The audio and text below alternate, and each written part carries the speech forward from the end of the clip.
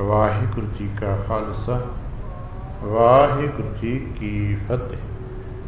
सतगुरु पातशाह साहब जी दे पावन दरबार दीयां हाज़रियां भरदियां गुरु पातशाह साहब जी दे अपने ही निज पावन स्वरूप शब्द नाल चित ला के जद सावधान ते एकाग्र चित होए जुड़ मिल बैठे हो।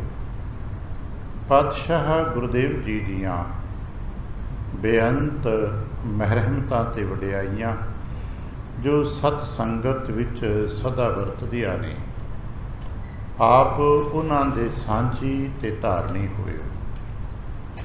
किरपा करना, अपने निर्मल हिरदे चों अरदास करना जो गुरु पातशाह साहब जी रहमत करन पावन शब्द दी साखी दी विचार बोलण दा ताण अते विचार दा प्रवाह बख्श।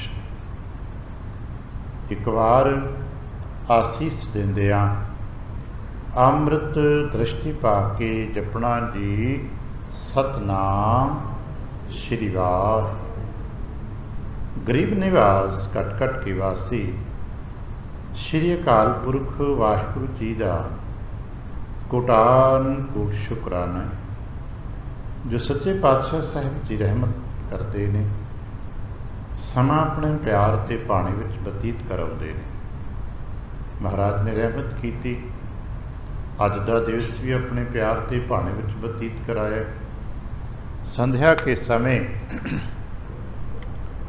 अपने ही पावन दरबार की हाज़री भरन दा सुभाग समा बख्शिश कीता है।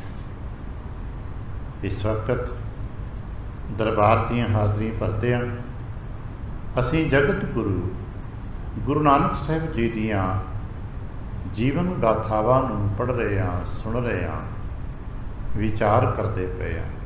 इन्हां विचारां दे दरम्यान यतन है गुरु की सिक्ख्या ग्रहण हो सके, क्योंकि साखी का मतलब ही है कि सिक्ख्या ते साखी पढ़न सुनन विचारन का मतलब है असीं गुरुदेव की सिक्ख्या नूं प्राप्त कर सकीए ते गुरुदेव की सिक्ख्या के अनुसार अपना जीवन ढाल सकीए, ताकि साडे घर परिवार विच भी जदों किते किसी प्रकार का भी कोई घटनाक्रम खुशी या गमी का समाजिक परिवारक दौर गुजरते रहते हैं, उन्हां दे विच सानू गुजरना पए तो सानू पता होवे कि साडे महाराज ने उन्हां समयां नूं किवें हैंडल कीता ते असां फिर उस तरह ही अपने जीवन गाथावां नूं अपने जीवन सुधारन ते विचारन का यत्न करते हैं। हुण तक असीं वाचरे सां गुरु नानक साहब जी के विवाह के प्रसंग नूं। विवाह के प्रसंग तो बाद विच लमेरा समा गुरु नानक साहब जी ने सुल्तानपुर लोधी विखे गुजारिया। उहदे विच जो जो घटनाक्रम साडे साखीकार ने साडे तक भेजे ने, असीं उन्हां दे ही दर्शन विचार करते हाँ। उहदे विचार बहुत सारे उतार ते चढ़ाव होणगे। इन्हां दे विच ही परिवारक गल्लां बातां ते परिवार के जीआं दे विचार किहो जिहे ने, वो भी असीं जगत विच हौली हौली विचार करते हाँ। जिक्र मिलता है कि एक बार सतगुरु पातशाह साहब जी दे सस माता चंदो राणी जी वो अपनी धी नूं मिलण वास्ते सुल्तानपुरे आए ने। सुल्तानपुरे आके उन्होंने वेखिया भी इन्हां दा ते व्यवहार ही बड़ा वड्डा है, ते वड्डे व्यवहार के विच भी देखिया कि ये तो खुला खर्च करते हैं। तो साखियां दे विच अगे भी जाके हौली हौली दो थां ते दर्शन होवेगा कि माता चंदो राणी का सुभाव उस तरह का है जिहड़ा आम साडे संसारक परिवारक व्यक्ति का हुंदा है। जिवें संसार के हर माँ ये सोच रखती कि मेरा पुत्र धी या जो मेरा जवाई है कुछ सियाणा होवे, चालाक होवे, ਧਨ ਕਮਾਉਣ ਵਾਲਾ ਹੋਵੇ, ਖਰਚੇ ਨਾ, ਕਮਾਈ ਜਾਏ। ਇਹ ਬਹੁਤ ਸਾਰੀਆਂ ਗੱਲਾਂ ਘਰ ਪਰਿਵਾਰ 'ਚ ਹੁੰਦੀਆਂ ਰਹਿੰਦੀਆਂ। ਉਹਨਾਂ ਸਾਰੀਆਂ ਗੱਲਾਂ ਬੇਬੇ ਨਾਨਕੀ ਜੀ ਦੇ ਨਾਲ ਕੀਤੀਆਂ ਵੀ ਤੇ ਖਰਚ ਬੜਾ ਕਰਦੇ ਨੇ। ਇੰਨਾ ਖਰਚ ਕਰਨ ਦੇ ਨਾਲ ਭਲਾ ਘਰ ਦੇ ਖਰਚ ਫਿਰ ਕਿਵੇਂ ਤੁਰਨਗੇ? ਤੇ ਉੱਥੇ ਬੇਬੇ ਜੀ ਨੇ ਕਿਹਾ ਸੀ ਕਿ ਤੁਸੀਂ ਜਿਸ ਨਜ਼ਰ ਦੇ ਨਾਲ ਨਾਨਕ ਜੀ ਨੂੰ ਦੇਖਦੇ ਹੋ, ਬਸ ਨਜ਼ਰ ਨੂੰ ਬਦਲੋ। ਮੈਂ ਦੇਖਦੀ ਕਹਿਣ ਲੱਗੇ ਕਿ ਮੈਂ ਦੇਖਦੇ ਹਾਂ ਕਿ ਇਹ ਪਰਮੇਸ਼ਰ ਸਰੂਪ ਹੈ। ਅੱਜ ਤੱਕ ਕਦੇ ਮੇਰੇ ਵੇਖਦਿਆਂ ਜਦੋਂ ਦਾ ਇਹਨਾਂ ਨੇ ਆਪਣੇ ਹੱਥੀਂ ਕਾਰ ਵਿਹਾਰ ਕਰਨਾ ਆਰੰਭ ਕੀਤਾ ਹੈ, ਉਦੋਂ ਦਾ ਕਦੇ ਘਾਟਾ ਨਹੀਂ ਪਿਆ। ਚਲੋ ਪਹਿਲਾਂ ਤਾਂ ਅਸੀਂ ਕਹੀਏ ਕਿ ਪਿਤਾ ਜੀ ਦੀ ਕਮਾਈ ਵਰਤਦੇ ਸਨ, ਸਮਝ ਨਹੀਂ ਸੀ, ਪਰ ਜਦੋਂ ਦੀ ਇਹਨੇ ਮੋਦੀ ਖਾਨੇ ਦੀ ਆਪ ਕਮਾਈ ਆਰੰਭ ਕੀਤੀ ਹੈ, ਮੈਂ ਤੇ ਘਾਟਾ ਨਹੀਂ ਵੇਖਿਆ। ਕਹਿਣ ਲੱਗੇ ਇੱਕ ਦਿਨ ਆਏਗਾ ਤੁਮ ਜਾਨੋਗੇ ਭਰਾਤ ਕੋ ਕਰਤ ਸੁਜਸ ਤੁਮ ਪਾਸ। ਇੱਕ ਦਿਨ ਉਹ ਵੀ ਆਉਣਾ ਹੈ ਜਿਸ ਦਿਨ ਤੁਸਾਂ ਰਲ ਕੇ ਮੇਰੇ ਭਰਾ ਭਾਵ ਜਗਤ ਗੁਰੂ ਨਾਨਕ ਸਾਹਿਬ ਦੀ ਤਾਰੀਫਾਂ ਕਰਨੀਆਂ ਨੇ, ਕਿਉਂਕਿ ਮੈਨੂੰ ਪਤਾ ਹੈ ਤੁਹਾਡੀ ਦ੍ਰਿਸ਼ਟੀ ਉੱਥੇ ਤੱਕ ਨਹੀਂ ਪਹੁੰਚਦੀ। ਤੁਸੀਂ ਇੱਕ ਰਿਸ਼ਤੇਦਾਰ ਦੇ ਰੂਪ ਵਿੱਚ ਦੇਖਦੇ ਹੋ, ਤੁਸੀਂ ਕੇਵਲ ਇੱਕ ਜਵਾਈ ਦੇ ਰੂਪ ਵਿੱਚ ਦੇਖਦੇ ਹੋ, ਮੈਂ ਇਸ ਨੂੰ ਪ੍ਰਮਾਤਮਾ ਦੇ ਰੂਪ ਵਿੱਚ ਦੇਖਦੀ ਹਾਂ। ਜਦੋਂ ਇਹੀ ਫਰਕ ਹੈ, ਤੁਸੀਂ ਆਪਣਾ ਨਜ਼ਰੀਆ ਬਦਲ ਲਓ ਅਤੇ ਤੁਹਾਨੂੰ ਬਹੁਤ ਕੁਝ ਬਦਲਿਆ ਹੋਇਆ ਨਜ਼ਰ ਆਏਗਾ। ਪਰਿਵਾਰਕ ਤੌਰ 'ਤੇ ਕਰਦਿਆਂ ਮਾਤਾ ਜੀ ਸਤਿਕਾਰਯੋਗ ਮਾਤਾ ਚੰਦੋ ਰਾਣੀ ਜੀ ਅਤੇ ਬੇਬੇ ਜੀ ਦਾ ਜੋ ਸੰਵਾਦ ਸੰਖਿਪਤ ਜਿਹਾ ਹੋਇਆ ਸਾਡੇ ਕੋਲ ਵਡੇਰਿਆਂ ਪਹੁੰਚਿਆ। ਕਹਿਣ ਲੱਗੇ ਨਿਸ਼ਚੇ ਸਤ ਜਾਨੋ ਸੁਨ ਮਾਸੀ, ਕਿਉਂਕਿ ਆਮ ਤੌਰ 'ਤੇ ਇਹਨਾਂ ਰਿਸ਼ਤਿਆਂ ਨੂੰ ਅਸੀਂ ਮਾਸੀ ਕਹਿ ਕੇ ਬੁਲਾਉਂਦੇ ਹਾਂ। ਭੈਣ ਭਰਾਵਾਂ ਦੀਆਂ ਸੱਸ ਮਾਤਾਵਾਂ ਜਿਹੜੀਆਂ ਬਜ਼ੁਰਗ ਨੇ ਆਪਣੀ ਮਾਤਾ ਦੇ ਤੁੱਲ ਮੰਨਦੇ, ਉਹਨੂੰ ਮਾਸੀ ਕਿਹਾ ਜਾਂਦਾ ਹੈ। ਬੇਬੇ ਨਾਨਕੀ ਜੀ ਗੁਰੂ ਨਾਨਕ ਪਾਤਸ਼ਾਹ ਸਾਹਿਬ ਜੀ ਦੀ ਸੱਸ ਮਾਤਾ ਨੂੰ ਕਹਿਣ ਕਿ ਮਾਸੀ ਇੱਕ ਨਿਸ਼ਚੇ ਕਰਕੇ ਜਾਣੋ, ਸਰਬ ਵਿਕਾਰ ਕੀਨ ਜਿਨ ਨਾਸ਼ੀ। ਤੁਸੀਂ ਜਿਸ ਨੂੰ ਆਪਣੇ ਜਵਾਈ ਦੇ ਰੂਪ 'ਚ ਦੇਖਦੇ ਹੋ, ਜੋ ਤੁਸੀਂ ਆਪਣੇ ਨਜ਼ਰ ਨਾਲ ਦੇਖਦੇ ਹੋ, ਉਹਨਾਂ ਨੇ ਵਿਕਾਰਾਂ ਦਾ ਨਾਸ਼ ਕਰ ਦਿੱਤਾ ਹੈ। ਆਮ ਤੌਰ 'ਤੇ ਸਾਡੇ ਘਰ ਪਰਿਵਾਰਾਂ 'ਚ ਸਾਡੇ ਜੀਆਂ ਦੇ ਵਿੱਚ ਕੋਈ ਨਾ ਕੋਈ ਵਿਕਾਰ ਰਹਿ ਜਾਂਦਾ ਹੈ। ਕਿਸੇ ਕੋ ਨਿੰਦਾ, ਚੁਗਲੀ, ਈਰਖਾ। ਜੇ ਨਸ਼ਿਆਂ ਤੋਂ ਬਚ ਗਿਆ ਤੇ ਕਿਸੇ ਕੋ ਹੰਕਾਰ ਹੈ, ਕਿਸੇ ਕੋ ਹੰਕਾਰ ਨਹੀਂ ਤੇ ਚੁਗਲੀਆਂ ਕਰਦਾ ਹੈ। ਦੁਨੀਆ ਭਰ ਦੇ ਕੁਝ ਨਾ ਕੋਈ ਗਲਤੀ ਕਿਸੇ ਨਾ ਕਿਸੇ ਮਨੁੱਖ ਕੋ ਹੁੰਦੀ। ਆਮ ਤੌਰ 'ਤੇ ਮਨੁੱਖ ਕੋਈ ਨਾ ਕੋਈ ਨਸ਼ੇ 'ਚ ਲੱਗ ਜਾਂਦੇ ਨੇ। ਨਸ਼ੇ ਤੋਂ ਬਚਣਗੇ ਤੇ ਹੋਰ ਮਾੜੇ ਸੰਗਤ ਯਾਰਾਂ ਦੋਸਤਾਂ ਦੇ ਨਾਲ ਫਿਰਨ ਤੁਰਨ 'ਚ ਲੱਗ ਗਏ।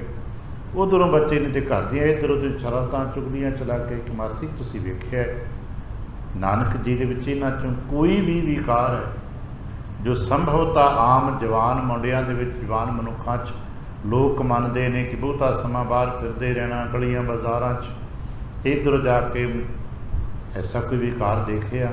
ਕਹਿ ਲੱਗੇ ਨਹੀਂ, ਐਸੀ ਤਾਂ ਕੋਈ ਗੱਲਬਾਤ ਨਹੀਂ ਹੈ। ਕਹਿ ਲੱਗੇ ਤੁਸੀਂ ਜਿਸ ਨੂੰ ਗਲਤ ਕਹਿੰਦੇ ਹੋ ਉਹ ਵੀ ਗਲਤ ਨਹੀਂ ਹੈ, ਕਿਉਂਕਿ ਤੁਸੀਂ ਜਿਸ ਨਜ਼ਰੀਏ ਨਾਲ ਦੇਖਦੇ ਹੋ ਕਿ ਪੈਸੇ ਕਮਾਓ ਅਤੇ ਜਮ੍ਹਾਂ ਕਰ ਲਓ, ਬਸ ਗੁਰੂ ਨਾਨਕ ਦਾ ਇਹ ਨਜ਼ਰੀਆ ਨਹੀਂ ਹੈ। ਕਹਿੰਦੇ ਕਿ ਮੇਰੇ ਵੀਰ ਦਾ ਨਜ਼ਰੀਆ ਇਹ ਨਹੀਂ। ਕਹਿੰਦੇ ਨੇ ਕਮਾਓ ਅਤੇ ਵੰਡ ਦਿਓ। ਸ਼ਾਇਦ ਇਹੀ ਸਾਨੂੰ ਅੱਗੇ ਜਾ ਕੇ ਗੁਰੂ ਨਾਨਕ ਪਾਤਸ਼ਾਹ ਸਾਹਿਬ ਜੀ ਨੇ ਆਪਣੀਆਂ ਸਿੱਖਿਆਵਾਂ 'ਚ ਦਿੱਤਾ ਹੈ। ਸਾਡੇ ਵਾਸਤੇ ਜੋ 3 ਵੱਡੀਆਂ ਸਿੱਖਿਆਵਾਂ ਗੁਰੂ ਪਾਤਸ਼ਾਹ ਸਾਹਿਬ ਜੀ ਦੇ ਅਸੀਂ ਟਾਈਟਲ ਕਰਕੇ ਵਰਤਦੇ ਹੁੰਦੇ ਨਾ, ਕਿ ਭਾਈ ਸਾਰੇ ਕਿਰਤ ਕਰੋ, ਨਾਮ ਜਪੋ ਅਤੇ ਵੰਡ ਕੇ ਛਕੋ। ਇਹ ਸਾਡੇ ਵੱਡੇ 3 ਟਾਈਟਲ ਨੇ ਜੋ ਗੁਰੂ ਨਾਨਕ ਪਾਤਸ਼ਾਹ ਸਾਹਿਬ ਜੀ ਤੋਂ ਮਿਲੇ ਨੇ। ਇਸੇ ਤਰ੍ਹਾਂ 3 ਟਾਈਟਲ ਸਾਨੂੰ ਦਸ਼ਮੇਸ਼ ਪਾਤਸ਼ਾਹ ਸਾਹਿਬ ਜੀ ਤੋਂ ਮਿਲੇ ਨੇ। ਇਹ 3 ਹੀ ਸਾਡੇ ਵੱਖਰੇ ਵੱਖਰੇ ਅਤੇ ਆਪਸ ਵਿੱਚ ਜੁੜੇ ਹੋਏ 3 ਦੇ 2 ਜੁੱਟ ਨੇ, ਜਿਹਨੂੰ 6 ਅਸੀਂ ਫਿਲਾਸਫੀ 'ਚ ਕਹਿੰਦੇ ਹਾਂ ਕਿ ਜਿਵੇਂ षटकोण ਬਣਾਈਦਾ ਨਾ, 6 ਪਿਲਰ, ਸਿੱਖ ਮੰਡਲ ਦਾ ਜਿਤਨਾ ਵੀ ਸਟਰਕਚਰ ਖੜਾ ਹੈ ਇਹ 6 ਪਿਲਰ 'ਤੇ ਖੜਾ ਹੈ। ਪਹਿਲਾ ਅਸੀਂ ਕਹਿੰਦੇ ਹਾਂ ਕਿਰਤ ਕਰੋ, ਦੂਜਾ ਨਾਮ ਜਪੋ, ਵੰਡ ਛਕੋ। ਦਸ਼ਮੇਸ਼ ਪਾਤਸ਼ਾਹ ਸਾਹਿਬ ਨੇ ਸਾਨੂੰ ਦਿੱਤੇ ਨੇ ਭਾਈ, ਅਸੀਂ ਪੂਜਾ ਅਰਚਨਾ ਉਦੋਂ ਤੱਕ ਅਸੀਂ ਭੱਜ ਕੇ ਮਹਾਰਾਜਾਂ ਕੋ ਆ ਜਾਂਦੇ ਸਾਂ, ਪਹਿਲੀ ਪਾਤਸ਼ਾਹੀ ਤੋਂ ਲੈ ਕੇ 10ਵੀਂ ਪਾਤਸ਼ਾਹੀ ਤੱਕ। ਜੇ ਕਿਤੇ ਹੁਣ ਦੇ ਸੰਦਰਭ ਨੂੰ ਅਤੇ ਆਪਣੇ ਵਡੇਰਿਆਂ ਦੇ ਉਸ ਵਕਤ ਦੇ ਸੰਦਰਭ ਨੂੰ ਕਿਤੇ ਵਾਚੀਏ ਤਾਂ ਸਾਡੇ 'ਚ ਇੱਕ ਭੇਤ ਨਜ਼ਰ ਆਏਗਾ। ਅੱਜ ਦੇ ਸਿੱਖ ਨੂੰ ਜ਼ਰੂਰਤ ਪੈਂਦੀ ਹੈ ਤੇ ਸ੍ਰੀ ਗੁਰੂ ਗ੍ਰੰਥ ਸਾਹਿਬ ਜੀ ਕੋਲ ਜਾਈਦਾ।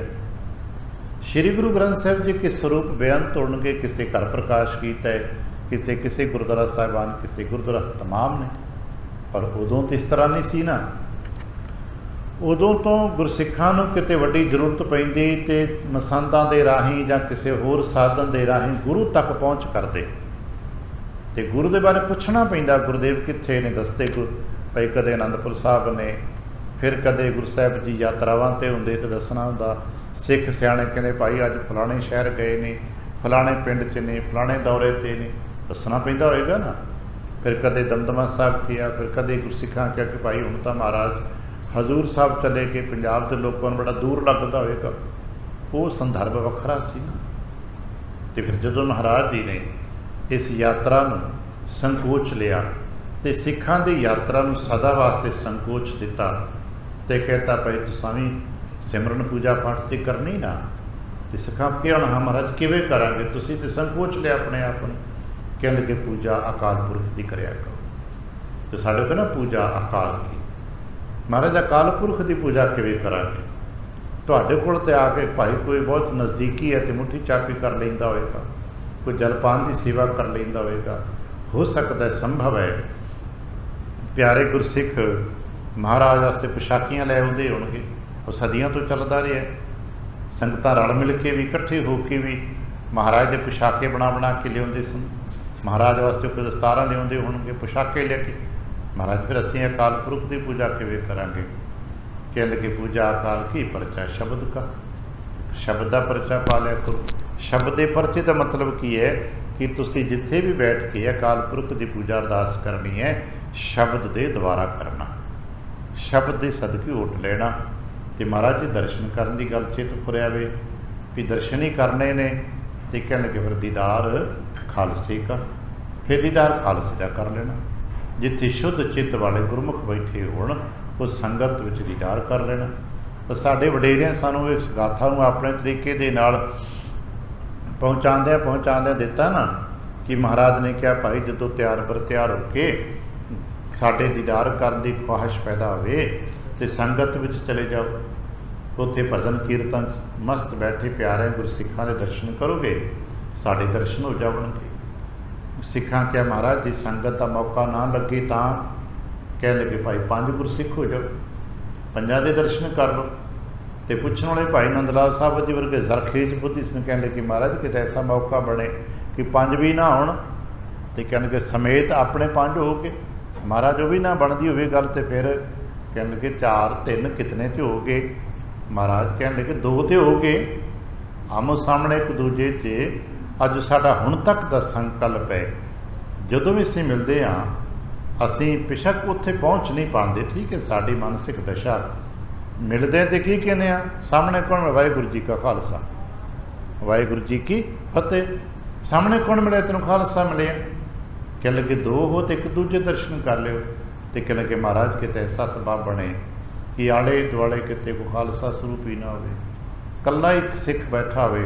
ਅਤੇ ਕਹਿਣ ਲੱਗੇ ਫਿਰ ਇੱਦਾਂ ਕਰਨਾ, ਸਵੇਰ ਅੰਮ੍ਰਿਤ ਵੇਲੇ ਉੱਠ ਕੇ ਇਸ਼ਨਾਨ ਪਾਨ ਕਰਕੇ ਬਾਣੀ ਦਾ ਜਾਪ ਨਿਤਨੇਮ ਜੋ ਕੁਝ ਵੀ ਆਪਣਾ ਕਰਦੇ ਹੋ, ਜਿਹਨੂੰ ਸਿੱਖੀ ਪੂਜਾ ਅਕਾਲ ਕੀ ਕਰਨੀ, ਪਰਚਾ ਸ਼ਬਦ ਕਾ ਕਰਕੇ ਅੰਦਰ ਰਾਤ ਮੇਂ ਤਿਆਰ ਹੋਣਾ ਅਤੇ ਨਿਜ ਸਰੂਪ ਦੇ ਦਰਸ਼ਨ ਕਰ ਲੈਣਾ। ਨਿਜ ਸਰੂਪ ਦੇ ਦਰਸ਼ਨਾਂ ਵਾਸਤੇ 2 ਤਰੀਕੇ ਦੱਸੇ ਕਰਨਗੇ। ਠਹਿਰੇ ਜਲ 'ਚ ਕਰ ਲਓ ਭਾਈ, ਜੇ ਜੰਗਲ ਬੇਲੇ 'ਚ ਤਾਂ ਠਹਿਰਿਆ ਹੋਇਆ ਜਲ ਵੀ ਤੈਨੂੰ ਆਪਣਾ ਚਿਹਰਾ ਦਿਖਾ ਦੇਗਾ। ਦਰਪਣ 'ਚ ਕਰ ਲੈ।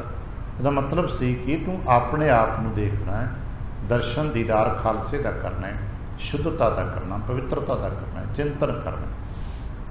ਇਹ ਗੱਲਾਂ ਸਾਨੂੰ ਹੌਲੀ ਹੌਲੀ ਸਮਝ। ਗੁਰੂ ਨਾਨਕ ਸਾਹਿਬ ਜੀ ਨੇ ਜੋ ਕਰਤਾਰਪੁਰ ਸਾਹਿਬ ਜੀ ਤੋਂ ਲੈ ਕੇ ਯਾਤਰਾਵਾਂ ਨੂੰ ਸਾਨੂੰ ਵਿਸਤ੍ਰਿਤ ਰੂਪ ਦਿੱਤਾ, ਅਤੇ ਇਹਨਾਂ ਦਾ ਮੁੱਢ ਜੋ ਬੰਨਿਆ ਹੈ ਨਾ, ਉਹ ਸ਼੍ਰੀ ਨਨਕਾਣਾ ਸਾਹਿਬ ਤੋਂ ਸੁਲਤਾਨਪੁਰ ਲੋਧੀ ਦੇ ਦਰਮਿਆਨ ਦੇ ਜੋ ਘਟਨਾ ਚੱਕਰ ਨੇ, ਉਹਨਾਂ ਦੇ ਵਿੱਚ ਇਹਨਾਂ ਸਾਰਿਆਂ ਬੀਜਾਂ ਨੂੰ ਤਿਆਰ ਕੀਤੇ, ਮਾਹੌਲ ਬਣਾਏ ਅਤੇ ਕਰ ਕਰਕੇ ਦਿਖਾਇਆ ਵੀ ਕੱਲ੍ਹ ਕੋਈ ਇਹ ਨਾ ਕਹਿ ਲਓ ਜੀ ਉਪਦੇਸ਼ ਦੇਣ 'ਤੇ ਬੜਾ ਸਰਲ ਹੁੰਦਾ ਹੈ। ਇਹ ਕਹਿ ਦੇਣਾ ਵੀ ਕਿਰਤ ਕਰਿਆ ਕਰੋ ਬੜਾ ਆਸਾਨ ਹੈ, ਇਹ ਕਹਿ ਦੇ ਵੀ ਕਿਰਤ ਕਰਦਿਆਂ ਸਿਮਰਨ ਕਰਨਾ ਬੜਾ ਆਸਾਨ ਹੈ, ਕਹਿਣਾ ਬੜਾ ਆਸਾਨ ਹੈ, ਅਤੇ ਵੰਡ ਕੇ ਖਾਓ ਕਹਿਣਾ ਆਸਾਨ ਹੈ। ਮਹਾਰਾਜ ਨੇ ਕਰ ਕਰਕੇ ਦਿਖਾਇਆ। ਇਹੀ ਬੇਬੇ ਨਾਨਕੀ ਜੀ ਕਹਿਣ ਲੱਗੇ ਕਿ ਵਾਸੀ ਉਹ ਕਰਕੇ ਦਿਖਾ ਰਹੇ ਨੇ। ਜਿਹੜੇ ਗੱਲਾਂ ਕਰਦੇ ਨੇ ਨਾ ਉਹ ਕੇਵਲ ਸਾਡੇ ਤੁਹਾਡੇ ਵਾਂਗ ਘਰਾਂ 'ਚ ਬਹਿ ਕੇ ਨਹੀਂ ਕਰਦੇ, ਸੱਥਾਂ 'ਚ ਬਹਿ ਕੇ ਨਹੀਂ ਕਰਦੇ, ਉਹਨੂੰ ਵਿਵਹਾਰ ਵਿੱਚ ਲੈ ਕੇ ਆਉਂਦੇ। ਅਤੇ ਕਹਿਣ ਲੱਗੇ ਮਾਤਾ ਤੁਸੀਂ ਕਦੇ ਵੇਖਿਆ ਕਿ ਘਰ ਪਰਿਵਾਰ 'ਚ ਕੋਈ ਕਮੀ ਹੈ? ਚਲੋ ਤੁਸੀਂ ਕਹਿੰਦੇ ਹੋ ਖਰਚ ਬੜਾ ਕਰਦੇ ਨੇ, ਮੰਨ ਲੈਂਦੇ ਹਾਂ, ਕਰਦੇ ਹੀ ਬਹੁਤ ਨੇ, ਪਰ ਕੀ ਘਰ ਪਰਿਵਾਰ 'ਚ ਕੋਈ ਕਮੀ ਹੈ? ਖਾਣ ਪੀਣ ਦੀ, ਵਸਤਰ ਲੀੜੇ ਕੱਪੜੇ ਦੀ, ਨੌਕਰ ਚਾਕਰ ਦੀ, ਕੋਈ ਕਿਸੇ ਪ੍ਰਕਾਰ ਦੀ ਕਮੀ ਹੈ? ਮਾਤਾ ਚੁੱਪ ਵੀ ਨਹੀਂ, ਘਰ ਕਮੀ ਤੇ ਕੋਈ ਨਹੀਂ ਹੈ। ਕਹਿਣ ਲੱਗੇ ਫਿਰ ਇਸ ਤਰ੍ਹਾਂ, ਸੰਤ ਸਰੂਪ ਜੋ ਕਹੈ ਸੰਪੂਰਨ। ਮਾਸੀ ਜੋ ਸੰਤ ਸਰੂਪ ਕਹੇ ਜਾਂਦੇ ਨੇ ਨਾ, ਇਹ ਉਹ ਹੈ ਜਿਸ ਨੂੰ ਸੰਪੂਰਨ ਸੰਤ ਕਹਿੰਦੇ ਹੋ। ਅਸੀਂ ਪੜ੍ਹਦੇ ਹਾਂ ਵੱਡੇ ਦੀ ਸਾਖੀਆਂ ਗਾਥਾਵਾਂ 'ਚ, ਇਹ ਸੰਪੂਰਨ ਸੰਤ ਸਰੂਪ ਨੇ। ਰਹਿਤ ਡਹਿਤ ਹਮ ਲਖ ਕਰ ਪੂਰਨਾ। ਮੈਂ ਕੋਈ ਕੂੜ ਨਹੀਂ ਕਹਿੰਦੀ ਕਿ ਮੇਰਾ ਭਰਾ ਹੈ ਅਤੇ ਮੈਂ ਤਾਂ ਤਾਰੀਫ ਕਰਦੀ ਹਾਂ। ਤੁਸੀਂ ਕੁਝ ਸਮਾਂ ਰਹਿ ਕੇ ਦੇਖੋ, ਤੁਸੀਂ ਕੁਝ ਸਮਾਂ ਵਰਤ ਕੇ ਦੇਖੋ, ਤਾਂ ਤੁਹਾਨੂੰ ਪਤਾ ਲੱਗੇਗਾ ਕਿ ਇਹ ਜੋ ਖਰਚਦੇ ਨੇ ਅਤੇ ਕਮਾਉਂਦੇ ਨੇ ਅਤੇ ਕੀ ਵੰਡਦੇ ਨੇ, ਇਹ ਕਿਸ ਤਰ੍ਹਾਂ ਨੇ। ਅਬ ਜਾਓ ਤੁਮ ਪਛਤਾਤਾ, ਤੁਸੀਂ ਜਾਓ, ਕਿਉਂਕਿ ਤੁਸੀਂ ਆਏ ਹੋ, ਸੁਖੀਆਂ ਖੁਸ਼ੀਆਂ ਨਾਲ ਮਿਲੇ ਗਿਲੇ ਹੋ, ਆਪਣੇ ਧੀ ਨੂੰ ਜਵਾਈ ਨੂੰ ਮਿਲੇ ਹੋ, ਤੁਸੀਂ ਇਹਨਾਂ ਦੇ ਘਰ ਦੇ ਵਿੱਚ ਦਖਲ ਨਾ ਦਿਓ।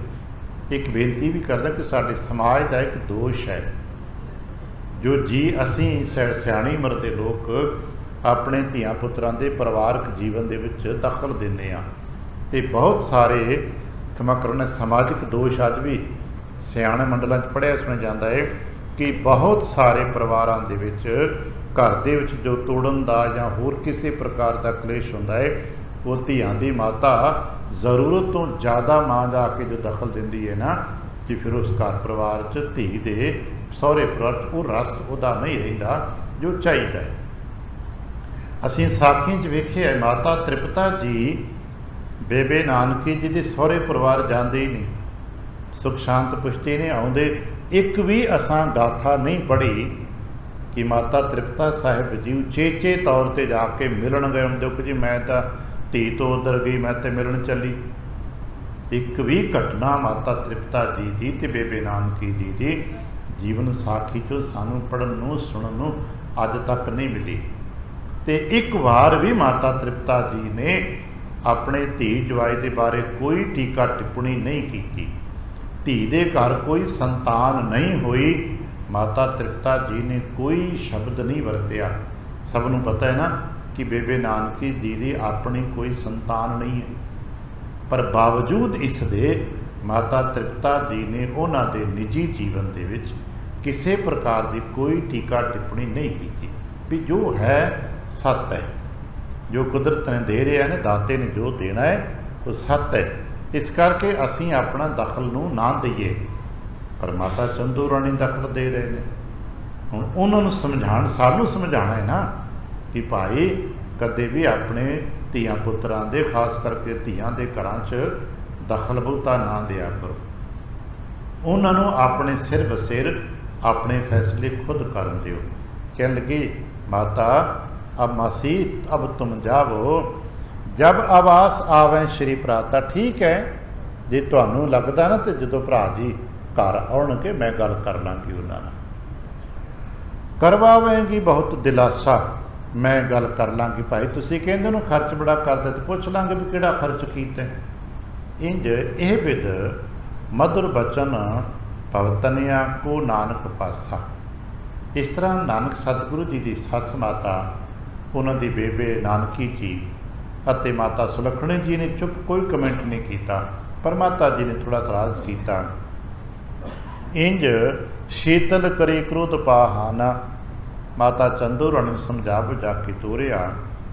ਬਾਹੁਰ ਸਨੇਹ ਸੰਗ ਸੁਖ ਸਾਨੀ, ਯੁਗਮ ਪਰਸਪਰ ਬੋਲੇ ਬਾਨੀ। ਕਿਉਂਕਿ ਇਹ ਕੁਝ ਲੜਾਈ ਝਗੜਾ ਨਹੀਂ ਸੀ, ਇੱਕ ਪਰਿਵਾਰਕ ਗੱਲਬਾਤ ਸੀ। ਉਸ ਤੋਂ ਬਾਅਦ ਵਿੱਚ ਭੋਜਨ ਪ੍ਰਸ਼ਾਦ ਪ੍ਰੇਮ ਦੇ ਨਾਲ ਛਕਿਆ ਛਕਾਇਆ ਇੱਕ ਦੂਜੇ ਨੂੰ। ਉੱਠ ਕਰ ਆਈ ਤਨੀਆਂ ਪਾਸਾ, ਮਾਤਾ ਚੰਦੂ ਰਾਣੀ ਜੀ ਬੇਬੇ ਨਾਨਕੀ ਜੀ ਤੋਂ ਕੋਲ ਉੱਠ ਕੇ ਆਣ ਪਹੁੰਚੇ ਨੇ ਆਪਣੀ ਬੇਟੀ ਮਾਤਾ ਸੁਲੱਖਣੀ ਜੀ ਦੇ ਕੋਲ। ਅਤੇ ਮਾਤਾ ਸੁਲੱਖਣੀ ਜੀ ਨੂੰ ਕਹਿਣ ਲੱਗੇ ਸਮਝਾਈ ਬਹੁਤ ਦੀਨ ਦਿਲਾਸਾ। ਹਾਂ, ਹੁਣ ਜੋ ਇੱਕ ਮਾਂ ਨੂੰ ਇੱਕ ਧੀ ਨੂੰ ਉਪਦੇਸ਼ ਦੇਣਾ ਚਾਹੀਦਾ ਹੈ, ਉਹ ਹੁਣ ਉਪਦੇਸ਼ ਉਹ ਹੀ ਦੇ ਰਹੇ ਨੇ। ਕਹਿਣ ਲੱਗੇ ਕੰਤ ਤੋਹਿ ਨੀਕੋ ਸ਼ੁਭ ਕਰਮੀ। ਤੁਹਾਨੂੰ ਪਤਾ ਹੈ ਨਾ ਤੁਹਾਡੇ ਪਤੀ ਦਾ ਰੂਪ ਕੀ ਹੈ, ਤੁਹਾਨੂੰ ਪਤਾ ਹੈ ਤੁਹਾਡੇ ਪਤੀ ਦਾ ਜੋ ਸਰੂਪ ਹੈ ਉਹ ਸ਼ੁਭ ਹੈ। ਸ਼ੁਭ ਦਾ ਮਤਲਬ ਪਵਿੱਤਰ ਹੈ। ਤੁਹਾਡੇ ਪਤੀ ਵਿੱਚ ਕੋਈ ਵੀ ਕਿਸੇ ਪ੍ਰਕਾਰ ਦਾ ਦੁਨਿਆਵੀ ਵਿਕਾਰ ਨਹੀਂ ਹੈ, ਕੋਈ ਦੁਨਿਆਵੀ ਭੁੱਲ ਗਲਤੀ ਨਹੀਂ ਹੈ, ਸ਼ੁਭ ਕਰਮੀ ਹੈ। ਪੂਰਬ ਕੋ ਦਿਦਾ ਉਦਾਰ ਦ੍ਰਿੜ ਧਰਮੀ। ਇਹ ਤਾਂ ਸਾਨੂੰ ਪਹਿਲਾਂ ਤੋਂ ਹੀ ਪਤਾ ਹੈ ਕਿ ਵਿਆਹ ਤੋਂ ਪਹਿਲਾਂ ਵੀ ਉਹ ਖੁੱਲ੍ਹਾ ਖਰਚਦੇ ਸਨ, ਖੁੱਲ੍ਹਾ ਕਮਾਉਂਦੇ ਸਨ। ਜਿਤਨੀ ਆਪਣੀ ਕਮਾਈ ਕਰਦੇ ਸਨ ਉਹ 'ਚ ਬਹੁਤਾ ਹਿੱਸਾ ਖਰਚ ਲੈਂਦੇ ਸਨ। ਇਹ ਤਾਂ ਸਾਨੂੰ ਵਿਆਹ ਤੋਂ ਪਹਿਲਾਂ ਵੀ ਪਤਾ ਹੈ ਵੀ ਭਾਈ ਦਾ ਹੱਥ ਬਹੁਤ ਖੁੱਲ੍ਹਾ ਹੈ, ਭੰਡਾਰ ਭਰੇ ਨੇ ਅਤੇ ਭਰੇ ਭੰਡਾਰਾਂ ਦੇ ਵਿੱਚ ਉਹ ਖੁੱਲ੍ਹ ਕੇ ਵਰਤਦੇ ਖਰਚਦੇ ਨੇ। ਤੂੰ ਨਹਿਰ ਕਰ ਹੁਤੀ ਦੁਲਾਰੀ।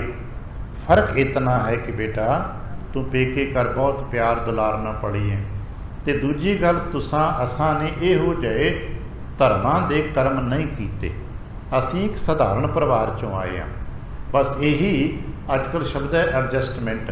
ਦੋਹਾਂ ਪਰਿਵਾਰਾਂ ਦੇ ਵਿੱਚ ਐਡਜਸਟਮੈਂਟ ਸਮਝਣੀ ਚਾਹੀਦੀ। ਜਿਨ੍ਹਾਂ ਜੀਆਂ ਨੂੰ ਵਰਤਣਾ ਪੈ ਰਿਹਾ ਹੁੰਦਾ ਹੈ ਉਹਨੂੰ ਕਰਨਾ ਪੈਂਦਾ। ਖਾਸ ਕਰਕੇ ਇਹ ਬਹੁਤਾ ਕਾਰਜ ਜੋ ਉਸ ਵਕਤ ਦੇ ਨੌਜਵਾਨ ਕਪਲ ਹੁੰਦੇ ਨੇ, ਧੀ ਅਤੇ ਜਵਾਈ ਨੂੰ, ਨੂੰਹ ਅਤੇ ਪੁੱਤਰ ਨੂੰ ਦੇਖਣਾ ਪੈਂਦਾ ਕਿ ਅਸੀਂ ਕਿਸ ਮਾਹੌਲ ਵਿੱਚ ਹਾਂ, ਸਾਡੇ ਬਜ਼ੁਰਗਾਂ ਦੇ ਕੀ ਸੰਕਲਪ ਮਾਹੌਲ ਨੇ, ਅਤੇ ਅਸਾਂ ਆਪਣੇ ਆਪ ਨੂੰ ਉਹਦੇ ਵਿੱਚ ਕਿਵੇਂ ਐਡਜਸਟ ਕਰਨਾ ਹੈ ਤਾਂ ਕਿ ਬਜ਼ੁਰਗ ਵੀ ਕੁਛ ਨਾ ਉਲਾਮਾ ਦੇਣ ਅਤੇ ਸਾਡੇ ਨਿੱਜੀ ਜੀਵਨ ਦੇ ਵਿੱਚ ਵੀ ਕਿਸੇ ਪ੍ਰਕਾਰ ਦੀ ਕੋਈ ਖਲਲ ਨਾ ਪਵੇ। ਇਹੀ ਤਾਂ ਸਮੇਂ ਦੇ ਮੁਤਾਬਕ ਸਾਡੀ ਪਹਿਲੀ ਜ਼ਰੂਰਤ ਹੈ, ਪਹਿਲੀ ਪਰਿਵਾਰਕ ਡਿਮਾਂਡ ਹੈ ਕਿ ਅਸੀਂ ਆਪਣੇ ਪਰਿਵਾਰਕ ਮੰਡਲ ਨੂੰ ਵੀ ਸਵਾਰਨਾ ਹੈ ਅਤੇ ਆਪਣੇ ਵਡੇਰਿਆਂ ਨੂੰ ਵੀ ਖੁਸ਼ ਰੱਖਣਾ ਹੁੰਦਾ ਹੈ। ਔਰ ਇਹੀ ਇਹਨਾਂ ਸਾਖੀਆਂ 'ਚੋਂ ਸਮਝ ਆਉਂਦੀ ਹੈ ਕਿ ਜਦੋਂ ਕਿਸੇ ਜੋੜੇ ਦਾ ਨਵਾਂ ਨਵਾਂ ਵਿਆਹ ਹੁੰਦਾ ਹੈ ਅਤੇ ਉਹਦੇ ਆਲੇ ਦੁਆਲੇ 4 ਮਨੁੱਖ ਹੁੰਦੇ ਨੇ ਜੋ ਉਸ ਤੋਂ ਕਈ ਆਸਾਂ ਲੈ ਕੇ ਬੈਠੇ ਹੁੰਦੇ ਨੇ।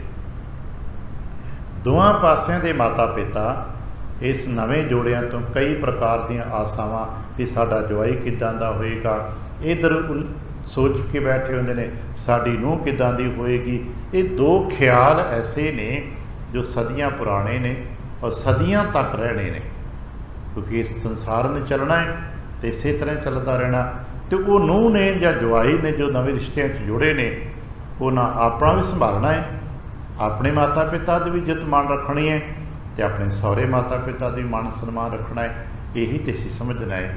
ਗੁਰੂ ਨਾਨਕ ਪਾਤਸ਼ਾਹ ਸਾਹਿਬ ਜੀ ਅਤੇ ਮਾਤਾ ਸੁਲੱਖਣੀ ਜੀ, ਬੇਬੇ ਨਾਨਕੀ ਸਾਹਿਬ ਜੀ ਮਿਲ ਕੇ ਭਾਈਆ ਜੈ ਰਾਮ ਜੀ, ਇਹ 4 ਜੀ ਸਾਨੂੰ ਸਾਖੀਆਂ 'ਚੋਂ ਉਹ ਮਿਲਦੇ ਨੇ ਜਿਨ੍ਹਾਂ ਨੇ ਆਪਣੇ ਵਿਵਾਹਿਕ ਜੀਵਨ ਨੂੰ ਵੀ ਸਵਾਰਿਆ, ਆਪਣੇ ਮਾਤਾ ਪਿਤਾ ਨੂੰ ਵੀ ਅਤੇ ਆਪਣੇ ਸੱਸ ਮਾਤਾ ਪਿਤਾ ਦਾ ਵੀ ਮਾਣ ਸਨਮਾਨ ਪੂਰਾ ਰੱਖਿਆ।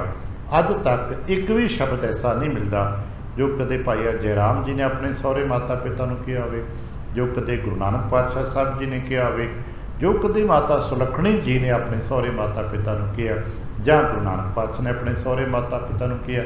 ਕੋਈ ਸ਼ਬਦ ਨਹੀਂ। ਜੇ ਕਦੇ ਉਹਨਾਂ ਕੁਝ ਕਿਹਾ ਅਤੇ ਸੱਤ ਹੈ ਭਾਈ ਤੁਸੀਂ ਠੀਕ ਕਹਿੰਦੇ ਹੋ, ਅਸੀਂ ਕੋਸ਼ਿਸ਼ ਕਰਾਂਗੇ ਤੁਹਾਡੇ ਮੁਤਾਬਕ ਚੱਲਣ ਦੀ, ਤਾਂ ਕਿ ਉਹਨਾਂ ਨੂੰ ਚੋਟ ਵੀ ਨਾ ਲੱਗੇ ਅਤੇ ਸਮੇਂ ਦੇ ਨਾਲ ਮਾਹੌਲ ਨੂੰ ਸਵਾਰਿਆ ਜਾ ਸਕੇ। ਕਹਿਣ ਲੱਗੇ ਮਾਤਾ ਚੰਦੂ ਰਾਣੀ ਆਪਣੀ ਧੀ ਸਾਡੇ ਮਾਤਾ ਜੀ ਜਗਤ ਮਾਤਾ ਸੁਲੱਖਣੀ ਨੂੰ ਸਮਝਾਉਂਦੇ ਕਿ ਸਾਡਾ ਘਰ ਅਤੇ ਇਹਨਾਂ ਦੇ ਤੇਰੇ ਸਹੁਰੇ ਘਰ ਦਾ ਅਤੇ ਪੇਕੇ ਘਰ ਦਾ ਇੱਕ ਫਰਕ ਹੈ। ਸਾਡਾ ਤੁਹਾਡਾ ਪੇਕਾ ਘਰ ਇੱਕ ਸਾਧਾਰਨ ਪਰਿਵਾਰ ਹੈ ਅਤੇ ਤੁਹਾਡਾ ਸਹੁਰਾ ਘਰ ਇੱਕ ਵੱਡਾ ਪਰਿਵਾਰ ਹੈ। ਇੱਥੇ ਕੇਵਲ ਧਨ ਹੀ ਵੱਡਾ ਨਹੀਂ ਹੈ, ਇਹ ਧਰਮੀ ਪਰਿਵਾਰ ਹੈ। ਅਸੀਂ ਠੀਕ ਹੈ, ਅਸੀਂ ਧਰਮ ਕਰਮ ਕਰਦੇ ਹਾਂ, ਇਹ ਧਰਮ ਕਰਮ ਨਹੀਂ ਕਰਦੇ, ਪਰ ਇਹ ਸੰਤ ਪਰਿਵਾਰ ਹੈ। ਤੁਹਾਡੇ ਪਤੀ ਸੰਤ ਸਰੂਪ ਨੇ। ਕਹਿਣ ਲੱਗੇ ਇਹਨਾਂ ਦਾ ਸੁਭਾਅ ਸ਼ਾਂਤ ਅਤੇ ਪਰਉਪਕਾਰੀ ਅਤੇ ਦਿਆਲੂ ਹੈ। ਨਹੀਂ ਜਾਣੇ ਕੁਛ ਸੇਵ ਪ੍ਰਕਾਰੀ। ਸਾਡੇ ਘਰ ਵਿੱਚ ਬੇਟਾ ਅਸਾਂ ਕਿਸੇ ਨੂੰ ਪ੍ਰਸ਼ਾਦਾ ਪਾਣੀ ਸੇਵਾਵਾਂ ਇੱਦਾਂ ਨਹੀਂ ਕਰਦੇ। ਅਸੀਂ ਤਾਂ ਕੋਈ ਤੀਜ ਤਿਉਹਾਰ ਹੋਇਆ ਅਤੇ ਕਿਤੇ ਪੂਜਾ ਪਾਠ ਕਰ ਲਈ, ਸਾਡਾ ਪਰਿਵਾਰ ਤਾਂ ਇੱਦਾਂ ਦਾ ਰਿਹਾ। ਪਰ ਤੁਸੀਂ ਇੱਥੇ ਦੇਖਦੇ ਹੋ ਇੱਥੇ ਹਰ ਰੋਜ਼ 10-50 ਬੰਦੇ ਆਉਂਦੇ ਨੇ, ਉਹਨਾਂ ਨੂੰ ਭੋਜਨ ਪ੍ਰਸ਼ਾਦ ਪੱਕ ਰਿਹਾ, ਮਿਲ ਰਹੀ ਹੈ, ਵੰਡਿਆ ਜਾ ਰਿਹਾ। ਅੱਜ ਜੋ ਲੰਗਰ ਹੈ ਨਾ, ਇਹਦੀ ਪਰੰਪਰਾ ਗੁਰੂ ਨਾਨਕ ਪਾਤਸ਼ਾਹ ਸਾਹਿਬ ਜੀ ਨੇ ਸ਼ੁਰੂਆਤੀ ਦੌਰ 'ਚ ਪਾ ਲਈ। ਗੁਰੂ ਨਾਨਕ ਪਾਤਸ਼ਾਹ ਦੇ ਆਪਣੇ ਘਰ ਵਿੱਚ ਹੀ ਰੋਜ਼ਾਨਾ ਜਿੱਥੇ ਆਪਣੇ 2 ਜੀਆਂ ਦਾ ਭੋਜਨ ਪ੍ਰਸ਼ਾਦ ਪੱਕਦਾ ਹੈ, उत्थे 5-7 जियां दा होर पकदा है, क्योंकि जितने हट्टियां ते लोड़वंद दूरों व्यापारी आउंदे वो सब गुरु नानक साहब के घरों प्रसाद है छकते। कहण लगे इन्हां दा घर दा हिसाब किताब साडे हिसाब किताब नालों वखरा है।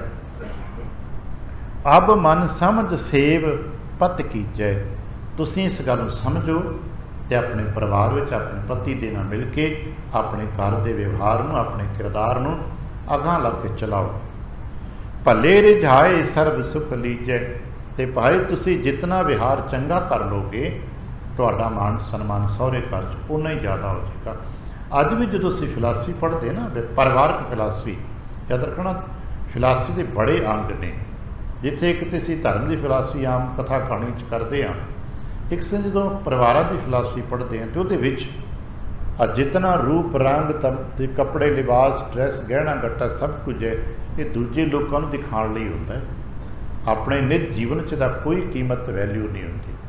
तुसीं कितने सोहणे हो कोई कीमत नहीं परिवार च होती। अगर तुहाडे च गुण कोई नहीं तो तुसीं जितना मंदिर स्वरूप सुंदर स्वरूप लैके कहो जी मैं तो बहुत खूबसूरत हाँ बहुत सुंदर हाँ, तुहाडी सुंदरता दी तुहाडे परिवार लिए कोई वैल्यू नहीं अगर तुहाडे च कोई गुण नहीं। अगर तुसीं बहुत खूबसूरत हो पर हंकारी हो, कौड़ा बोलते हो, लोभ लालची करते हो, गाली गलौज करते हो तो परिवार च कोई रिस्पैक्ट इज्जत नहीं होएगी। तो जे तुसीं गुणा ना भरे हुए हो तो तुहाडा चेहरा खूबसूरत नहीं है, कोई गल नहीं चलेगा, क्योंकि परिवार दे विच कीमत गुणा की पैंदी है। परिवार दे विच कीमत खूबसूरती की नहीं पैंदी। इसे करके लोग कहते हैं कि आ मेकअप ते साजो समान पति पत्नी नूं एक दूजे लिए नहीं चाहिए, सुंदरता पति पत्नी नहीं चाहिए, उन्होंने गुण चाहिए होंदे ने। जे तुहाडा व्यवहार तुहाडा आचार तुहाडा किरदार ठीक है तो तुहाडा रूप रंग कैसा है, तुसीं परिवार लिए भले हो। तो जे तुसीं अपने परिवार के बारे सोचते नहीं हो, अपने मापिਆਂ के बारे सोचते नहीं हो, अपने भैन भरावां पति पत्नी लिए तुहाडा व्यवहार चंगा नहीं है तो होवो लख खूबसूरत दुनिया लिए होवोगे पर घर लिए तुसीं कुछ भी नहीं हो। और यही असां हौली हौली परिवारां विच समझना है। माता जी कहण लगे बेटा सहुरे घर विच रूप करके इज्जत नहीं हुंदी, सहुरे घर विच गुणा करके इज्जत होती है। पेके घर ते असीं कही जावांगे कि हाँ खूबसूरती बहुत ज़्यादा है, पर सहुरे घरां दे विच तुहाडे व्यवहार ने तुहाडे गुणा ने तुहाडे किरदार ने तुहाडी इज्जत बनाउणी है। पत की सेव करत ती जेती, ते परिवारां विच जितनी किसी अपने पति दिन बना के रखते हो, अपने सहुरे परिवार के माता पिता ने बना के रखते हो, उन्नी ही बेटी तेरी इज्जत इस परिवार च उच्ची होंदी चली जाएगी। सुखी रहत द्वैलेकन लोकन तेती, बीबियां के बारे कहते कि जिहड़ी बीबी अपने परिवार पति ने बना लेंदी है, अपने सहुरे परिवार च व्यवहार चंगा कर लेंदी है, ਉਹਦੇ वास्ते दोनों लोगों के सुख प्राप्त होते हैं। सनातन लोग तो कहते हैं कि बीबी नूं कोई बहुते वक्रे पूजा पाठ करने की लोड़ ही नहीं पैंदी, अगर वो अपने परिवार नूं ही सेवा भाव समझ ले तो सारा कुछ विच ही आ जाता। कि लोग बाहरले थावां ते जाके सेवा करते हैं, वो सवेर तो लैके घर शाम तक घर किते झाड़ू लगा रही है, किते भांडे मांज रही, कि दुनिया भर के कर्म करते हैं। ये सब सेवा बन जाए तो घर जन्नत बन जाता है। कह लगे इस प्रकार की सीख सिखानी, इस प्रकार जो एक सियाणी माँ नूं अपनी धी नूं सहुरे घर स्थिर होने वास्ते सिक्ख्या देनी चाहिए है। माता चंदू राणी ने सिक्ख्या दी है। कित दिवस कितक दिवस रह चंदो राणी, इंज माता चंदू राणी कुछ दिन रह के अपनी बेटी के कोल वापस हो गए। पुन जननी निज को प्राप्त पई आवास। फिर माता चंदू राणी जी अपने नगर बटाले वापस चले गए ने, तो गुरु नानक पातशाह साहब ते बाकी परिवार अपना सारा सुल्तानपुर विखे ही कुछ दिनों च इस तरह घर परिवार च गुजरे। नित नानक आपन पै सुर है, तो गुरु नानक पातशाह साहब जी का नित व्यवहार है कि सवेरे उठना, हट्टी ते चले जाना, सारा दिन हट्टी का जो मोदी खान का कार विहार करना, दोपहरे कुछ समा भोजन लिए घर आए तो भी कई बार बहुता समा रुझेवियां च गुजरना, संध्या के वेले देर राती घर आना। यही उस वक्त गुरु नानक पातशाह का रूटीन वर्क सी कि सवेरे हट्टी ते रात्रि करके ते होर बाहर अंदर बहुता गुरु नानक पातशाह सब का किसी साखी गाथा च जिक्र नहीं मिलता। जे हिरन ते अग उगदा है, ਗੁਰੂ ਨਾਨਕ ਪਾਤਸ਼ਾਹ ਦੇ ਦਰਸ਼ਨ ਮਾਤਰ ਦੇ ਨਾਲ ਹੀ ਪਾਪ ਮਿਟ ਜਾਂਦੇ ਨੇ। ਇੱਕ ਦਿਵਸ ਗਏ ਭਗਨੀ ਸਦਨ। ਇੱਕ ਦਿਨ ਸੁਭਾਵਕ ਹੀ ਨਾਨਕ ਪਾਤਸ਼ਾਹ ਜੀ ਆਪਣੀ ਬੇਬੇ ਦੇ ਘਰ ਚਲੇ ਗਏ, ਕਿਉਂਕਿ ਹੁਣ ਘਰ ਅਲੱਗ-ਅਲੱਗ ਸਨ, ਭਾਵੇਂ ਇਕੱਠੇ ਸਨ ਪਰ ਆਪਣੇ ਆਪਣੇ ਵੱਖਰੇ ਵੱਖਰੇ ਸੈਟਅਪ ਕੀਤੇ ਗਏ ਨੇ। ਇੱਕ ਦਿਨ ਸੁਭਾਵਕ ਹੀ ਹੱਟੀ ਤੋਂ ਉੱਠੇ ਨੇ ਤੇ ਆਪਣੀ ਬੇਬੇ ਦੇ ਘਰ ਚਲੇ ਗਏ। ਬਿਨ ਅੰਕ ਮਯੰਕ ਬਨਿਓ ਬਦਨੰ। ਤੇ ਉਹ ਗੁਰੂ ਨਾਨਕ ਪਾਤਸ਼ਾਹ ਸਾਹਿਬ ਜੀ ਚੰਦਰਮਾ ਵਰਗਾ ਮੁਖ ਹੈ, ਤੇ ਕਹਿਣ ਲੱਗੇ ਚੰਦਰਮਾ ਨੂੰ ਦੇਖਣਾ ਨਾ ਤੇ ਇੱਕ ਚੀਜ਼ ਕੱਢ ਕੇ ਦੇਖਣਾ, ਜੋ ਚੰਦਰਮਾ 'ਚ ਦਾਗ ਹੈ ਨਾ ਉਹ ਕੱਢ ਦੇਣਾ, ਕਿਉਂਕਿ ਗੁਰੂ ਨਾਨਕ ਸਾਹਿਬ ਦੇ ਜੀਵਨ 'ਚ ਕੋਈ ਦਾਗ ਨਹੀਂ ਹੈ। ਸ਼ੀਤਲਤਾ ਹੈ, ਚਾਨਣੀ ਹੈ, ਪਿਆਰ ਹੈ, ਰਹੱਸ ਹੈ। ਭਗਨੀ ਪਿਖ ਸ਼੍ਰੀ ਮੁਖ ਕੋ ਹਰਖੀ। ਤੇ ਸੁਭਾਵਕ ਹੀ ਦੁਪਹਿਰ ਦਾ ਵਕਤ ਹੈ, ਭੈਣ ਜੀ ਘਰ ਬੈਠੇ ਨੇ। ਪਹੁੰਚ ਕੇ ਗੁਰੂ ਨਾਨਕ ਪਾਤਸ਼ਾਹ ਤੇ ਬੇਬੇ ਜੀ ਬੜੇ ਖੁਸ਼ ਹੋਏ। ਜਨ ਅਨਦਾਤਾ ਜਗ ਕੀ ਕਰਖੀ। ਮਾਨੋ ਇਤਨੇ ਖੁਸ਼ ਹੋਏ, ਇਤਨੇ ਖੁਸ਼ ਹੋਏ ਕਿ ਜਿਵੇਂ ਕਿਸੇ ਗਰੀਬ ਨੂੰ ਇੱਕਦਮ ਖਜ਼ਾਨਾ ਲੱਭ ਗਿਆ ਹੋਵੇ। ਬੈਠੇ ਸੀ ਆਪਣੀ ਮੌਜ ਵਿੱਚ, ਅਚਾਨਕ ਗੁਰੂ ਨਾਨਕ ਜੀ ਪਹੁੰਚ ਗਏ। ਤੁਲਸਾਂ ਪਰਿਅੰਕ ਮਨ ਯੋਗ ਡਸਾਓ। ਤੇ ਬੈਠੇ ਬੈਠੇ ਉੱਠਣ ਦਾ ਵਕਤ ਨਹੀਂ ਦਿੱਤਾ। ਗੁਰੂ ਨਾਨਕ ਪਾਤਸ਼ਾਹ ਇੰਨਾ ਕੋਲ ਪਹੁੰਚ ਗਏ, ਆਪ ਉੱਠਣ ਨਹੀਂ ਦਿੱਤਾ। ਤੇ ਫਿਰ ਬੋਲੇ ਤੁਲਸਾਂ ਮੰਜਾ ਲਿਆ। ਤੁਲਸਾਂ ਸੀ ਘਰ ਦੀ ਸੇਵਾਦਾਰਨੀ, ਜੋ ਬੇਬੇ ਨਾਨਕੀ ਜੀ ਦੀ ਘਰ ਸੇਵਾਦਾਰਨੀ ਸੀ, ਉਹਦਾ ਨਾਂ ਤੁਲਸਾਂ ਸੀ। ਕਹਿਣ ਲੱਗੇ ਤੁਲਸਾਂ ਵੀਰ ਜੀ ਆਏ ਨੇ। ਪਲੰਗ ਤੇ ਲਗਾ ਟਿਕ ਬੈਸ ਗਈ ਕਹਿ ਬੈਨ ਸੁਸਾ। ਤੇ ਸੁਭਾਵਕ ਹੀ ਜਦੋਂ ਵੀਰ ਜੀ ਵਾਸਤੇ ਪਲੰਗ ਲੱਗ ਗਿਆ, ਬੈਠ ਗਏ। ਹੁਣ ਭੈਣ ਭਰਾ ਆਪਸ ਵਿੱਚ ਬੈਠੇ ਨੇ ਤੇ ਭੈਣ ਭਰਾ ਬੈਠ ਕੇ ਪਰਿਵਾਰਕ ਗੱਲਾਂ ਕਰਦੇ ਨੇ। ਬਿਨ ਰੂਪ ਨਿਕੇਤ ਧਰੇ ਚਰਨਾ। ਤੇ ਗੁਰੂ ਨਾਨਕ ਪਾਤਸ਼ਾਹ ਸਾਹਿਬ ਜੀ ਮਾਤਾ ਜੀ ਮੰਨ ਕੇ, ਭੈਣ ਵੱਡੀ ਮੰਨ ਕੇ ਮੱਥਾ ਟੇਕਦੇ ਨੇ। ਤੇ ਬੇਬੇ ਨਾਨਕੀ ਜੀ ਸਦਾ ਹੀ ਗੁਰੂ ਨਾਨਕ ਪਾਤਸ਼ਾਹ ਨੂੰ ਰੱਬ ਰੂਪ ਮੰਨ ਕੇ ਮੱਥਾ ਟੇਕਦੇ ਨੇ। ਇਹੀ ਇੱਕ ਰਹੱਸ ਹੈ ਕਿ ਉਹ ਵੱਡੀ ਭੈਣ ਜਾਣ ਕੇ ਮੱਥਾ ਟੇਕਦੇ ਨੇ। ਤੇ ਵੱਡੀ ਭੈਣ ਉਮਰ ਦਾ ਇਹ ਨਹੀਂ ਕਹਿੰਦੇ ਕਿ ਮੈਂ ਵੱਡੀ ਆ, ਨਹੀਂ, ਇਹ ਛੋਟੇ ਨੇ ਬੇਸ਼ੱਕ ਉਮਰ 'ਚ, ਪਰ ਇਹ ਰੱਬ ਰੂਪ ਨੇ। ਮੁਖ ਹੇਰਨ ਕੀ ਚਿਤ ਚਾਹੇ ਸਦਾ। ਕਹਿ ਲੱਗੇ ਵੀਰੇ ਮੇਰੇ ਤੇ ਹਰ ਵਕਤ ਚਾਹਤ ਹੁੰਦੀ ਤੇਰੇ ਦਰਸ਼ਨ ਕਰਦੀ ਰਵਾਂ, ਪਰ ਘਰ ਪਰਿਵਾਰ ਸੰਸਾਰ ਦੇ ਵਿਵਹਾਰ ਤੁਸਾਂ ਕਰਨੇ ਹੁੰਦੇ ਨੇ, ਇਸ ਕਰਕੇ ਮੈਂ ਕਦੇ ਤੁਹਾਨੂੰ ਕਹਿੰਦੀ ਨਹੀਂ ਕਿ ਆ ਕੇ ਮੇਰੇ ਕੋਲ ਬੈਠਿਆ ਕਰੋ। ਪੁਨ ਨਾਨਕ ਬੈਨ ਭਨੇ ਸੁਣੀਏ। ਸਤਿਗੁਰ ਕਹਿਣ ਲੱਗੇ ਨਿਜ ਦਾਸ ਸਦਾ ਹਮ ਕੋ ਜਨੀਏ। ਬੇਬੇ ਤੁਸੀਂ ਤੇ ਵੱਡੇ ਹੋ ਤੇ ਮੈਂ ਤੁਹਾਡੇ ਤੋਂ ਛੋਟਾ, ਤੁਹਾਡਾ ਸੇਵਕ ਆ। ਜਦੋਂ ਤੁਹਾਡੇ ਮਨ 'ਚ ਕੋਈ ਇੱਛਾ ਚਾਹਤ ਹੋਵੇ ਤੁਸੀਂ ਮੈਨੂੰ ਉਦੋਂ ਹੁਕਮ ਕਰ ਦਿਆ ਕਰੋ। ਅਬ ਲੱਖ ਹਕਾਰਨ ਕੀ ਕਰੋ। ਮੈਨੂੰ ਬੁਲਾਉਣ ਵਾਸਤੇ ਤੁਹਾਨੂੰ ਸੁਨੇਹਾ ਦੇਣ ਦੀ ਲੋੜ ਨਹੀਂ ਪਏਗੀ। ਜੋ ਬਹੁਤ ਸਮਾਂ ਬਾਅਦ ਵਿੱਚ ਇੱਕ ਸਾਖੀ ਵਡੇਰਿਆਂ ਤੋਂ ਸੁਣੀ ਹੈ ਕਿ ਬੇਬੇ ਨਾਨਕੀ ਜੀ ਇੱਕ ਦਿਨ ਬੜੇ ਪਿਆਰ ਵੈਰਾਗ 'ਚ ਨੇ। ਦੁਪਹਿਰ ਦਾ ਪ੍ਰਸ਼ਾਦਾ ਪਕਾ ਰਹੇ ਨੇ ਤੇ ਫੁਲਕੇ ਪਕਾਉਂਦਿਆਂ ਪਕਾਉਂਦਿਆਂ ਬੇਬੇ ਜੀ ਬੜੇ ਪਿਆਰ 'ਚ ਆ ਗਏ ਤੇ ਮਨ 'ਚ ਵੈਰਾਗ ਆ ਗਿਆ ਕਿ ਗਰਮ ਗਰਮ ਫੁਲਕੇ ਪੱਕਦੇ ਨੇ, ਕਿਤੇ ਵੀਰ ਜੀ ਬੈਠੇ ਹੁੰਦੇ ਤੇ ਗਰਮ ਗਰਮ ਪ੍ਰਸ਼ਾਦਾ ਛਕਦੇ। ਅਸੀਂ ਸਾਖੀਆਂ 'ਚੋਂ ਸੁਣਿਆ ਕਿ ਜੇ ਬੇਬੇ ਜੀ ਸੋਚ ਹੀ ਰਹੇ ਸਨ ਇਸ ਵੈਰਾਗ ਪਿਆਰ ਵਿੱਚ ਕਿ ਕੁੰਡਾ ਖੜਕਿਆ ਤੇ ਸੇਵਾਦਾਰ ਨੇ ਕੁੰਡਾ ਖੋਲ੍ਹਿਆ ਤੇ ਸਾਹਮਣੇ ਨਾਨਕ ਜੀ ਖੜੇ। ਉਹ ਗੱਲ ਇੱਥੋਂ ਆਰੰਭ ਹੁੰਦੀ ਹੈ। ਕਹਿਣ ਲੱਗੇ ਬੇਬੇ ਅਸੀਂ ਤੁਹਾਡੇ ਸਦਾ ਪਿਆਰ ਵਿੱਚ ਹਾਂ, ਤੁਹਾਡੇ ਪ੍ਰੇਮ ਦੀ ਡੋਰ 'ਚ ਬੱਝੇ ਹੋਏ ਹਾਂ।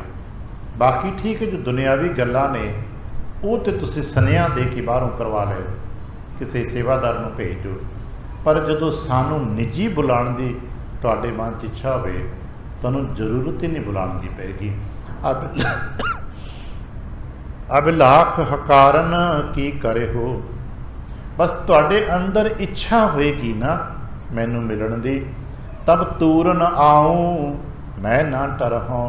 ਬਸ ਮੈਂ ਤੁਹਾਨੂੰ ਵਾਅਦਾ ਕਰਦਾ ਜਦੋਂ ਤੁਸੀਂ ਪ੍ਰੇਮ ਦਿਲ ਯਾਦ ਕਰੋਗੇ ਤੁਹਾਨੂੰ ਬੁਲਾਉਣਾ ਨਹੀਂ ਪਏਗਾ, ਮੈਂ ਆਪੇ ਆ ਜਾਇਆ ਕਰਾਂਗਾ।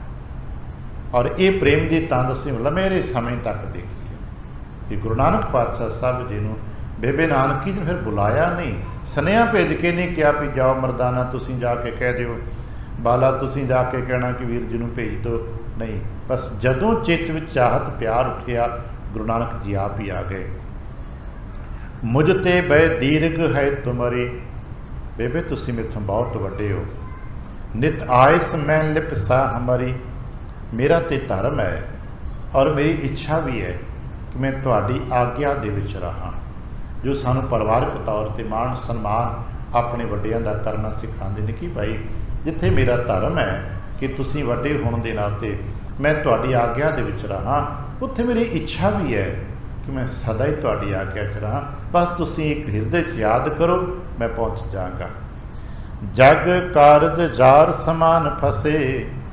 मत बेबे सच है कि घर परिवार संसार के जो काम होंदे ने एक जाल होता है, जिन्हां विच एक बार उलझ जाओ तो वापस आना मुश्किल होता है। हर व्यक्ति असीं सारे जानते हैं, घरों बाहर जाके तुसीं कोई काम शुरू कर लेंदे हो तो फिर जिन्ना चਿਰ काम नूं मुकम्मल नहीं करते फिर वापस नहीं आ सकते ना, क्योंकि जिम्मेदारियां ने। जे घर परिवार की जिम्मेदारियां ने तो तुहाडे ते बाहर के व्यवहार की जिम्मेदारी भी है ना, आर्थिक मंडलों की समाजिक जिम्मेदारी भी है ना। उस जिम्मेदारी नूं पूरा करदियां तुहाडा चित्त किते होर हुंदा है, तुसीं कर किते काम होर रहिंदे हो। सतगुर कहण लगे बेबे यही तो संसार एक जाल बन गया। बिल गए बे लगे जो मिले बिन जो निकसे। तो बेबे ने कहा फिर किदां निकले किले, कहण लगे बे लगे। बे लगे नूं आम तौर पर लोग बिलगा पढ़ जाते हैं। एक पिंड भी है बिलगा, पंचम पातशाह साहब जी सौरे नगर में। इसका मतलब बे लगे ਜਿਹੜੇ ਇਹਦੇ ਨਾਲ ਲੱਗਦੇ नहीं, ਜਿਹੜੇ ਧੰਦਿਆਂ ਦੇ ਵਿੱਚ ਉਲਝਦੇ ਨਹੀਂ, ਕੰਮ ਕਰਦੇ ਨੇ ਪਰ ਇੱਕ ਗੈਪ ਮੇਨਟੇਨ ਕਰਕੇ ਕਰਦੇ, ਕਾਰ ਵਿਹਾਰ ਨੂੰ ਕਰਦੇ ਨੇ ਪਰ ਕਾਰ ਵਿਹਾਰ ਨੂੰ ਆਪਣੇ ਦਿਲੋਂ ਦਿਮਾਗ ਤੇ ਹਾਵੀ ਨਹੀਂ ਹੋਣ ਦਿੰਦੇ, ਸਿਰਫ ਉਹ ਹੀ ਬਚਦੇ ਨੇ। ਜਿਹਨੂੰ ਅੱਜ ਅਸੀਂ ਫਿਲਾਸਫੀ ਜਾਂ ਪਰਸਨੈਲਿਟੀ ਡਿਵੈਲਪਮੈਂਟ ਜਿਹੜੇ ਕੋਰਸਿਸ ਪੜ੍ਹੇ ਸੁਣੇ ਆਪਣੇ ਹੋਣਗੇ, ਉਹਨਾਂ 'ਚ ਸਮਝਾਇਆ ਜਾਂਦਾ ਹੈ ਕਿ ਭਾਈ ਆਪਣੇ ਦਫ਼ਤਰ ਦੀਆਂ ਆਪਣੇ ਵਪਾਰ ਦੀ ਟੈਨਸ਼ਨਸ ਨੂੰ ਲੈ ਕੇ घर न मत आओ, तो घर की टेंशन लैके दफ्तर मत जाओ। जे तुसीं घर दे मान लो किसी घर परिवार कोई उणताई है, किसी प्रकार का आपस में बोलबाणी हो गई है, माता पिता का भैन भरावां का तुहाडा कोई परिवारक मसला है, उसनूं दफ्तर डिस्कस मत करो, ना उहनूं डिस्कस करो तो ना उहदे साइड इफैक्ट नूं अपने ते हावी होण दिओ, नहीं तो तुहाडी बाहर दी वर्क क्वालिटी डाउन हो जाएगी।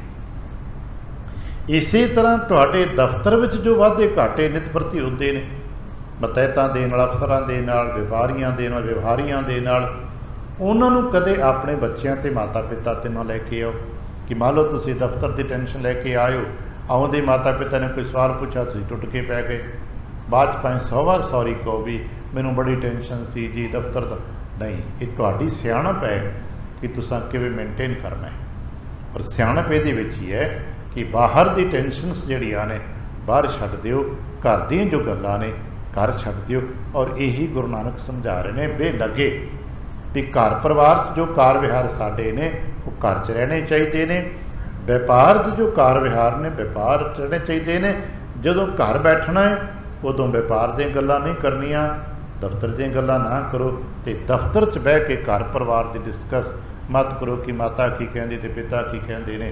नहीं, कहने लगे यही तो असीं जाल बुन लैने अपने आप, तो बे लगे जो मिले, तो जो बिना लगे अब इस जाल दे नाल जुड़िया बिन क्यों निकसे, उन्ना चिर कोई व्यक्ति नहीं निकलता इस जाल चों जिन्ना चिर उन्होंने कोई ऐसा संगी साथी ना मिल जाए जो खुद निकलिया ना होवे। जो सिक्के ने सियाणियां दी संगत दे नाल ही, गुरमुखां दी संगत दे नाल ही इस भरम जाल चों बाहर निकलिया जांदा है। टिक होवत पी नह मेल बने। कहने लगे बेबे देखो ना, घर तो अपने कट्ठे ने, दीवार तो अपनी सांझी है, तो तुसीं कहंदे हो कि अपना मिलाप नहीं हुंदा। यही है घर परिवार के धंधियां दा जंजाल कि नेड़े हो के भी असीं एक दूजे नूं मिल नहीं पाते। कई बार जंजाल इन्ने वध जांदे ने कि लोग एक छत थले रहिंदे ने पर एक दूजे नूं मिल नहीं पाते, भाव दिल नहीं मिल पाते, दूरियां बन जांदियां ने। कहन लगे भगनी बच बोलत आनन सो। बेबे कहन लगे भरा जी बाहर दी गल्लां व्यापार दी गल्लां इन्ना करो, असगाथ कथो अनजानन सो। तुसीं इदां गल्लां करदे जिवें तुसीं अनजान हुंदे हो। पवताਰਨ सो को पवलीन तो मैनूं पता है कि तुसां दा मातलुक ते आउणा जगत जलंदे नूं ताਰਨ वास्ते है।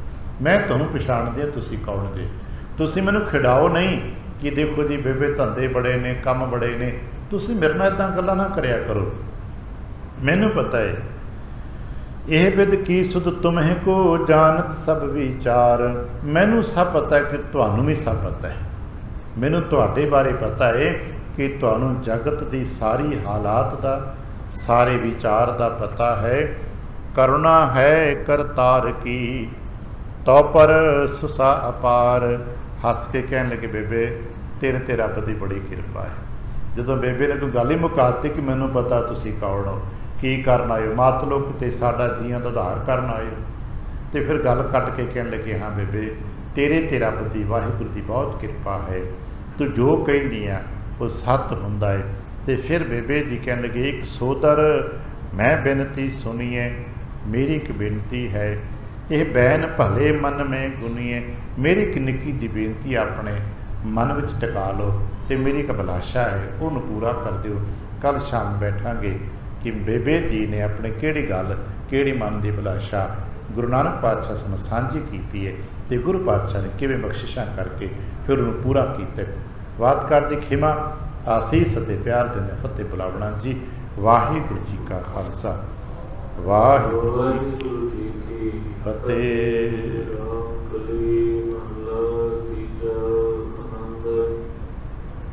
एक